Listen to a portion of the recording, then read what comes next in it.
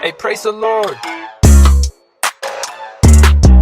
Hey beautiful, welcome to Cultivating Inner Beauty, where we're all about loving our healthy selves from hair, skin, and nutrition. And that, my friend, starts from within. So the question is, can sugar cause hair loss? Well, let's get into it. There's been research showing that men and women experience hair loss due to something that's called insulin resistance. Your blood sugar levels become higher than normal, and then the cells whose job is to help convert some of that sugar into energy, it becomes no longer responsive. Let's break it down further.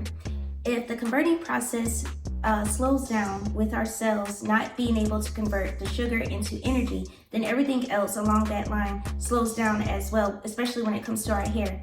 This leads to hair thinning. This also leads to our hair being weakened, and this also can affect the growth rate of our hair. And that is due to poor circulation. So on top of our scalp massages, as well as being consistent when it comes to our hair routine, we do not want to leave out the fact how important diet plays a role as well, especially when it comes to how much sugar we consume and how that also affects our. A good habit to kind of create is to kind of wean yourself from foods with a high glycemic index number when you look on that chart.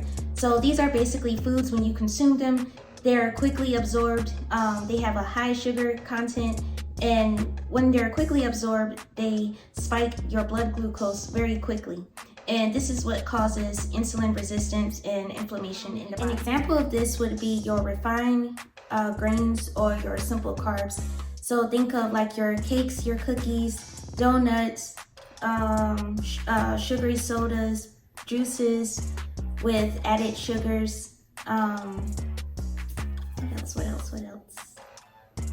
Certain types of bread. So now that I've shared that with you, what are some healthy alternatives that we can do? Well, for starters, we can start paying attention to our food labels and seeing what kind of sugars that they're adding to our products. And if we're in doubt with the food label, just stick to when you first walk into that grocery store, which are your fruits and your vegetables. Eat more of like your strawberries and your apples and pineapples, watermelons, blueberries, things like that.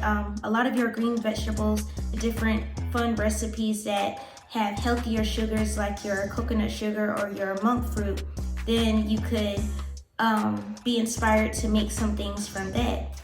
But yeah, and when it comes to alcohol, then try to switch it up and try to do some mocktails, or try to do like the virgin version of the drink that you're trying to that you're used to consuming. Also, if you're a fan of kombucha, then try that.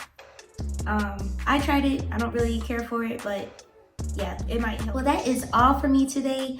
I also want to share that I'm currently doing a no sugar challenge. This is only for 25 days. It's not long at all, just 25 days, just to get off all sugar. And that includes like your healthier sugar as well, like your honey and your pure maple syrup, all of those healthier sugars, staying off those as well. So if you haven't tried it before, then I encourage you to come on in. It starts on January 16th and it ends on February 10th.